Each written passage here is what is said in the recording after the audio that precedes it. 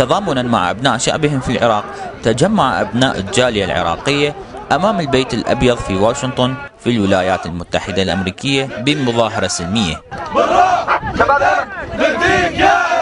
مؤكدين رغم بعد المسافات اتصالهم الروحي بوطنهم، مطالبين بتوفير الخدمات والقضاء على البطالة والفقر وتشجيع عودة الكفاءات. احنا نتظاهر اليوم، نريد العراقيين اللي بالخارج وبالداخل يحصلون حقوقهم.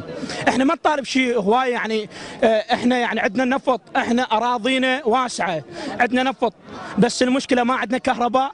الوزاره 3/4 او اكثر من 3/4 تبوق، كلها تبوق وتاخذ من اموال الشعب.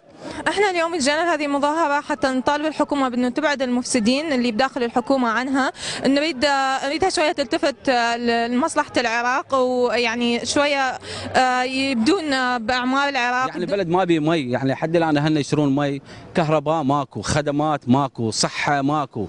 زين احنا الكلام شبعنا منه الشفافيه وهاي المصطلحات والديمقراطيه، اللي حصلناه مننا شنو؟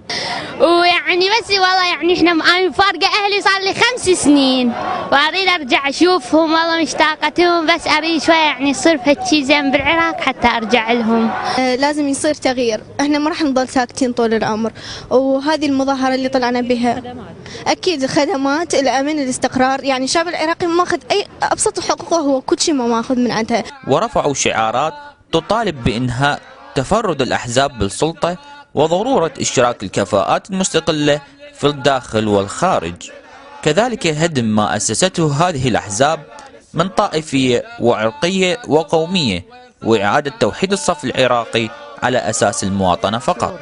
وتتضمن المطالب ما يلي: توفير فرص العمل للشباب والقضاء على البطالة وبناء حكومة على أساس الكفاءة الوطنية وليس على أساس المحاصصة الطائفية والقومية. وانتقلت التظاهرة إلى بناية السفارة العراقية في واشنطن، حيث استقبلهم ممثل السفير العراقي فيها واستلم مطالبهم، واعدا إياهم بنقلها إلى الجهات ذات العلاقة.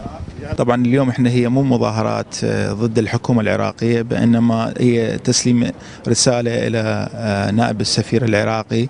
سلمنا رسالتنا، يعني نطالب في الخدمات للشباب العراقي والخارج. الخدمات تتضمن من الكهرباء، الرواتب، تعديل الوضع المعيشي للعراقيين، والاهتمام بالجالية العراقية. تعب من الفساد الإداري والمالي، تعب من قلة الخدمات. احنا بلد نفطي ومسنود من دول عظمى، ما المفروض هذا يكون حالنا بعد أكثر من 10 و11 سنة من تغيير اللي قالوا إنه راح يكون تغيير للأحسن. تواجدنا هنا من أجل أن نرسل صوتنا ونقول للعراقيين المتواجدين بالداخل: احنا وياكم، والحكومة اللي انتخبناها هي حكومتنا، ولكن للأسف أساءت التقديرات ويانا وأخطأوا، ولكن لعله أن تكون هذه رسالة لهم وينتبهون أنه العراقيين موجودين سواء كانوا في الداخل أو بالخارج.